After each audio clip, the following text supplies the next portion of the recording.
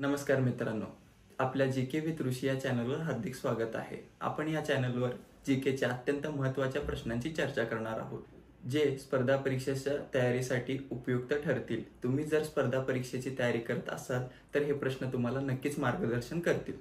चला तर मग सुरू करूयात. नमस्कार मित्रांनो, स्वागत आहे आपल्या या नव्या व्हिडिओमध्ये. आपण दररोज वन लायनर सिरीज पाहत होतो. आज आपण 10वा भाग पाहणार आहोत. हा लास्टचा भाग असेल. याच्या अगोदरचे जर भाग तुम्ही पाहिले नसतील तर आपल्या चॅनलवर अपलोड केलेले आहेत, पाहून घ्या. चला तर सुरू करूया नव्या भागाला.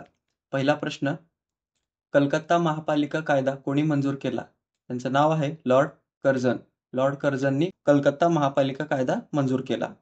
पुढचा प्रश्न, ब्रिटिशांची भारतातील पहिली राजधानी कोणती होती? तर ते कोलकाता होती. पुढचा प्रश्न पाहूयात.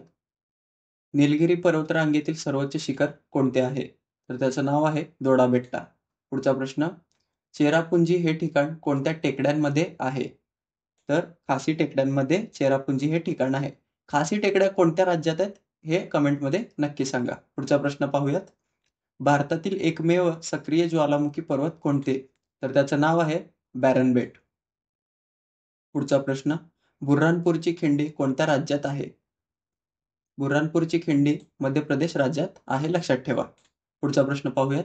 भाकरा नांगल प्रकल्प कोणत्या नदीवर आहे?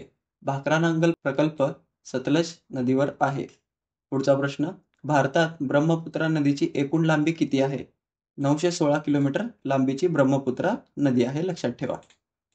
पुढचा प्रश्न, फ्रेंचांनी पॉंडिचेरी कोणाकडून मिळवले? तर लक्षात, विजापूरचा आदिलशहा याच्याकडून फ्रेंचांनी पॉंडिचेरी मिळवले होते. पुढचा प्रश्न, कोणत्या शहरात पंडित नेहरूंनी संपूर्ण स्वातंत्र्याची घोषणा केली? तर लाहोर या शहरात पंडित नेहरूंनी घोषणा केली होती, लक्षात ठेवा. मित्रांनो, इथे आपले सर्व वन लायनर सिरीजचे भाग संपलेले आहेत. आपण 10 भाग पाहिलो. 10 मध्ये कमीत कमी 100 प्रश्न होते सगळे मिळून.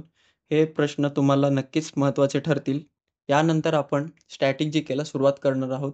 स्टॅटिक जीकेचे आपण कमीत कमी 15 भाग पाहणार आहोत.